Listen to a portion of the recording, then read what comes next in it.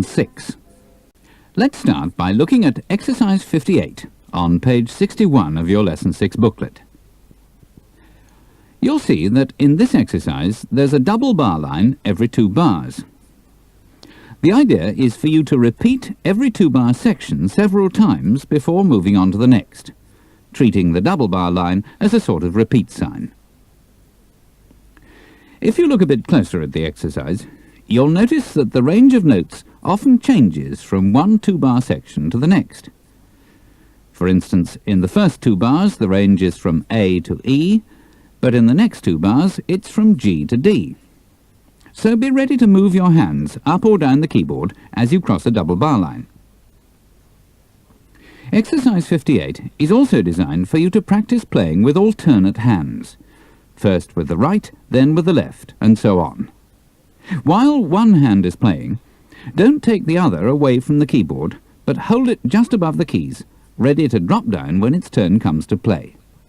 Try to make the changeover from one hand to the other as smooth and unhurried as you can. Now let's hear Exercise 58 played through.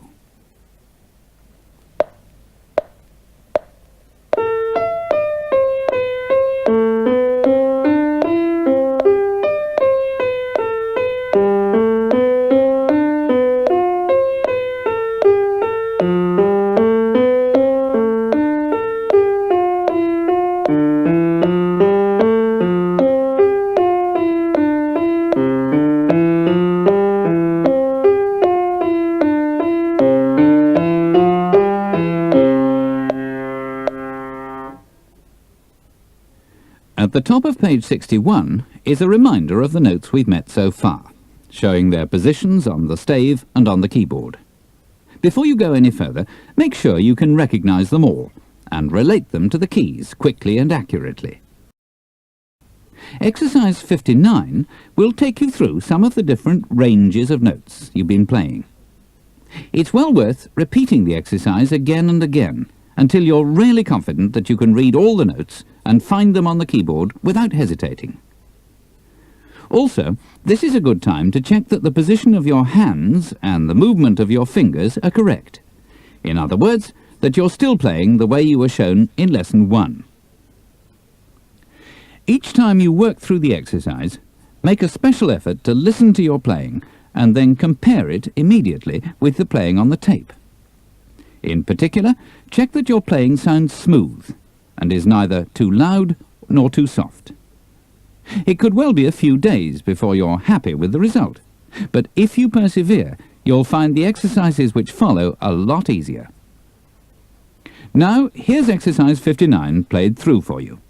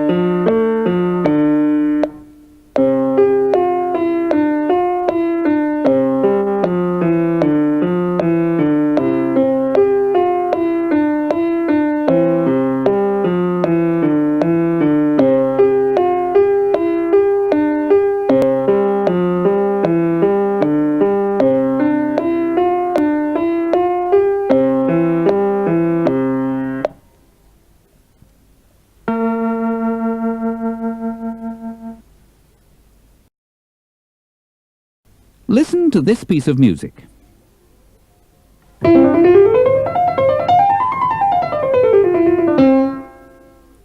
The secret of playing music like this, running smoothly up and down the keyboard, lies in a technique commonly known as thumb under. If you turn to page 64 of your booklet, you can see how the technique works. Look at figure 17. Position your right hand on the keyboard with your thumb on middle C, then play D with your second finger in the usual way as shown in figure 18. So far, nothing new. But now, try playing E with your third finger, while at the same time bending your thumb inwards until it's over note F. Figure 19 shows how this should be done. Try to move the rest of your hand as little as possible. Next, play F with your thumb and let the rest of your fingers swing over to take up new positions higher up the keyboard, as shown in figure 20. If you've managed this successfully, your second finger will now be on G, your third on A, your fourth on B, and your fifth on C. An entirely new range of notes. Let's look at figures 19 and 20 again. In both of them, there are two finger movements occurring at exactly the same time. In figure 19, the third finger plays E, while the thumb slides underneath it, ready to play F. And in figure 20, while the thumb actually plays F, the other fingers take up position over a new range of notes, F to C instead of C to G.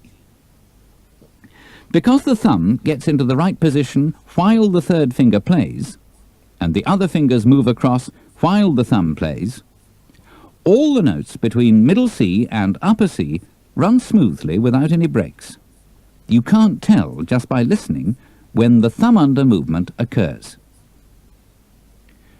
Practice the movements in figures 19 and 20 again and again until you can do them almost without thinking. A new technique like this is bound to feel strange at first, but you'll be amazed how quickly you get used to it after a good practice session. When you feel you've mastered the thumb under technique with your right hand, start practicing it with your left. The movements are exactly the same, except that this time you'll be progressing down the keyboard, that is, to your left, instead of up it. Place the thumb of your left hand on middle C, play B with your second finger, and then, as your third finger plays A, slide your thumb under so that it's ready to play G. Play this note with your thumb, and at the same time swing your other fingers across so that the second is above F, the third above E, and so on. Run through these movements until they too happen almost automatically. And remember, the left hand always needs at least as much practice as the right. Now let's see what happens when we want to move down the keyboard with the right hand. Take a look at figure 21 on page 65. Place your hand with your thumb on F and play the note A with your third finger. Follow by playing G with your second finger, as in figure 22. And now play F with your thumb, while at the same time sliding your third finger across over the top of it so that it's in position to play E. Figure 23 shows how this works. Now look at figure 24. As your third finger plays E, your thumb stretches down the keyboard as far as middle C, leaving your hand once more covering the original range of C to G. The same technique is used for the left hand moving up the keyboard. Start with the third finger of your left hand on the E below middle C. Then, as your thumb plays G, cross your third finger over the top of it, ready to play A. While the third finger plays A, let your thumb stretch out back to middle C, and position your other fingers accordingly. As before, repeat the movements in figures 23 and 24 with both hands until they come completely naturally.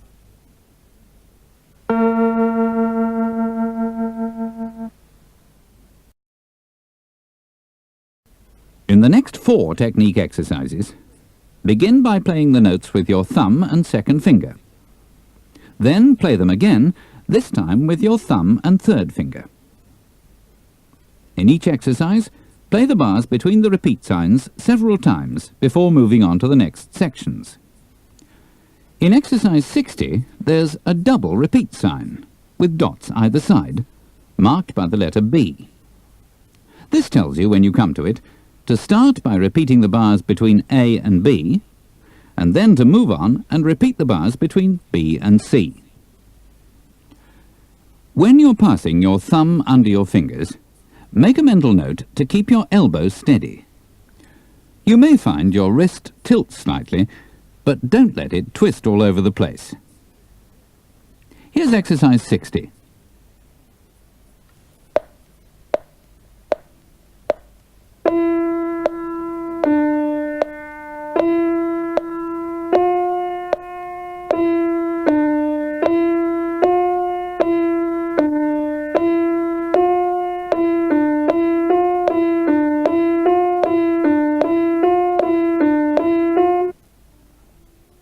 And now, exercise 61.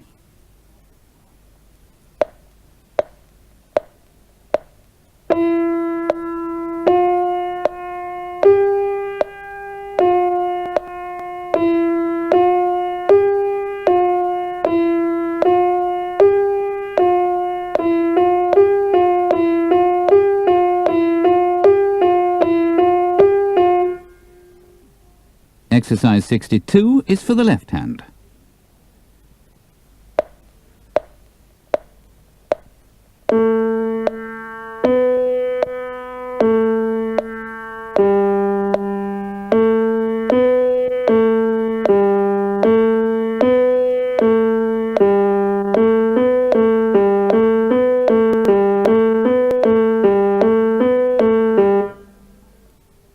And finally, exercise 63, which is also for the left hand.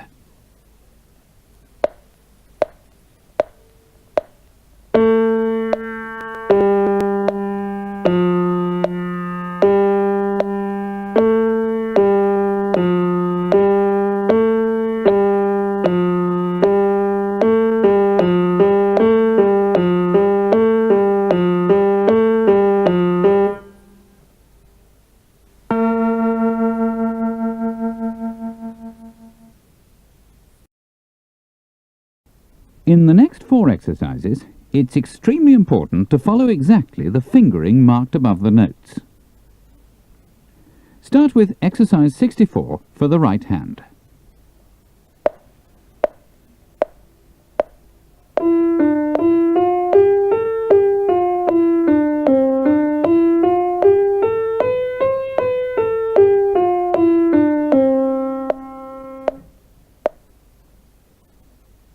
Exercise 65 is for the left hand.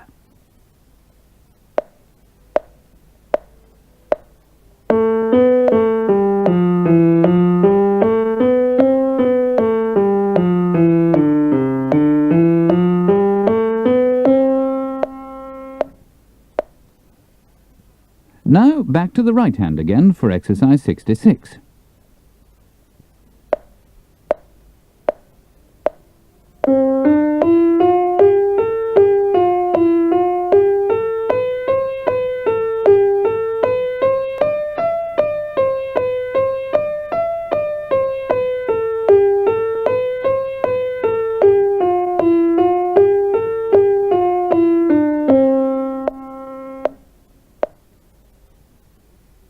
And to complete the series, exercise 67 for the left hand.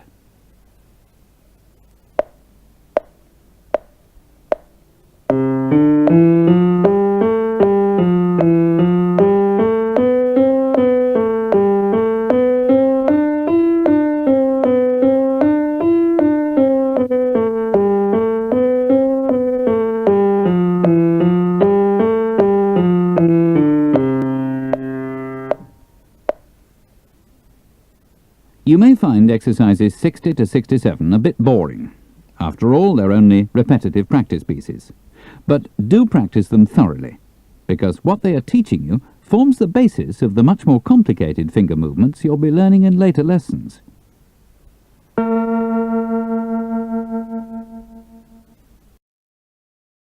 Exercise 68 is a much more tuneful piece. But here you need to watch out for the fingering in the left hand. Notice how the 5th finger sometimes plays B and at other times C.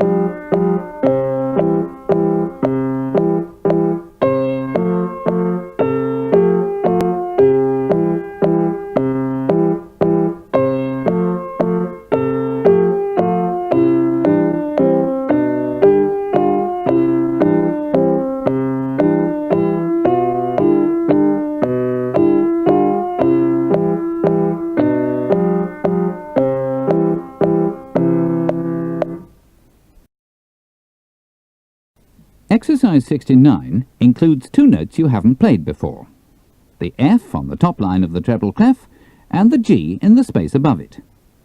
If you're uncertain about the position of these notes on the keyboard, have another look at the illustration on page 61. Here's exercise 69 played through.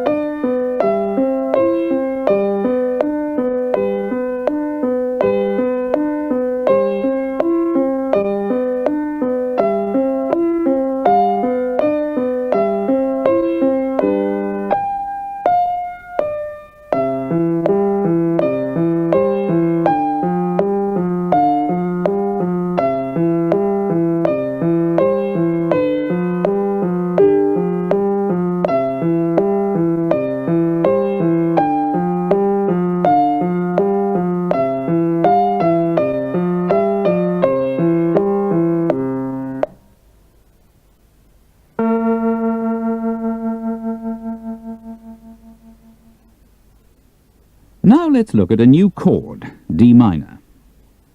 On page 71 of your booklet, you can see that it's made up of the root note D plus F and A. Play it first with the right hand,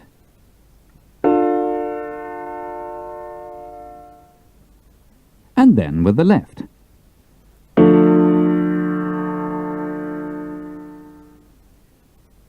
Exercise 70 puts the D minor chord together with some of the chords you've already met: C, A minor and G7.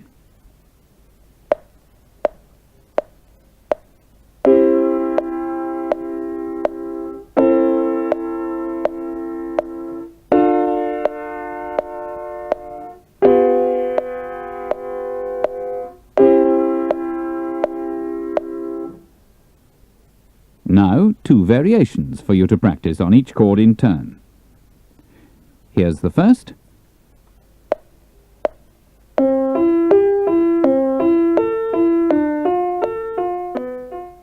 And here's the second.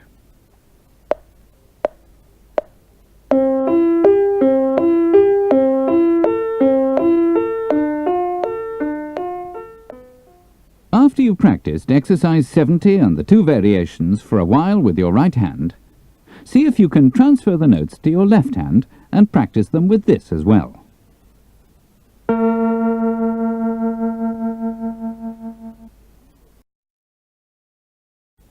We'll end this lesson with a tune for you to practice and play along with the tape. It's a piece called Safari, which is based on the same sequence of chords you've just been playing: C, A minor, D minor and G7. It also has thumb-under passages going both up and down the keyboard.